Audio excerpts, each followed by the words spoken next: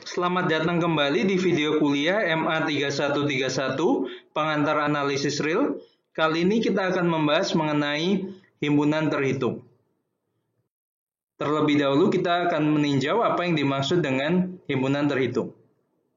Definisi, himpunan S disebut tak hingga terhitung jika terdapat suatu fungsi bijektif dari himpunan bilangan asli ke himpunan S. Kemudian himpunan S disebut terhitung jika S adalah himpunan hingga atau S adalah himpunan tak hingga terhitung. Himpunan S disebut tak terhitung jika S bukan himpunan terhitung. Sebagai contoh, misalkan himpunan 1, 2, 3, 4 dan himpunan A, B, C adalah himpunan hingga. Oleh karena itu, kedua himpunan ini adalah himpunan yang terhitung. Kemudian himpunan N, himpunan bilangan asli, adalah himpunan terhitung sebab kita bisa memetakan N ke N dengan fungsi identitas, yang mana fungsi tersebut adalah fungsi yang bijektif. Selanjutnya kita akan melihat beberapa contoh lain dari himpunan terhitung. Contoh himpunan terhitung, himpunan bilangan bulat adalah himpunan yang terhitung. Buktinya diberikan sebagai berikut. Jadi kita akan mengkonstruksi suatu fungsi bijektif dari himpunan bilangan asli ke himpunan bilangan bulat. Definisikan F dari N ke Z dengan aturan Fn sama dengan N per 2 jika N adalah bilangan genap, kemudian Fn sama dengan dalam kurung 1 kurangi N dibagi 2 jika N adalah bilangan ganjil. Kita akan membuktikan bahwa F ini adalah fungsi yang bijektif. Pertama, kita akan buktikan bahwa F adalah fungsi yang surjektif. Misalkan K adalah bilangan bulat.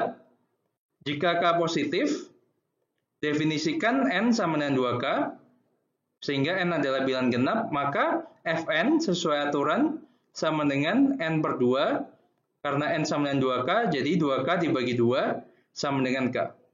Sehingga kita peroleh Fn sama dengan K untuk K positif.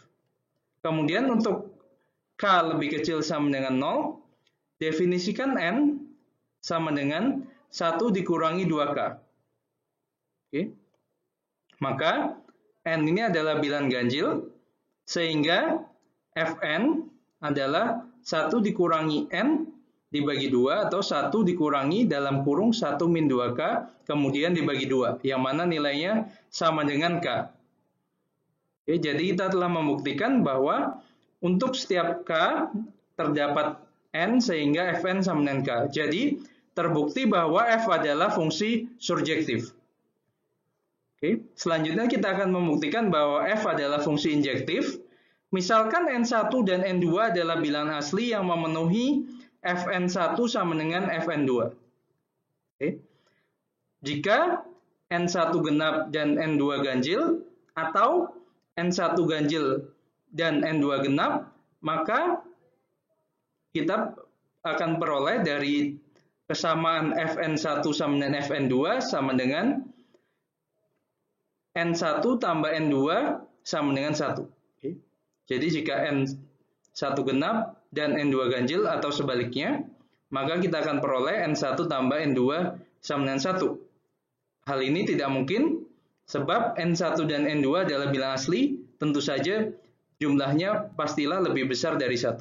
Sehingga akan berlaku N1 dan N2 keduanya ganjil, atau N1 dan N2 keduanya genap.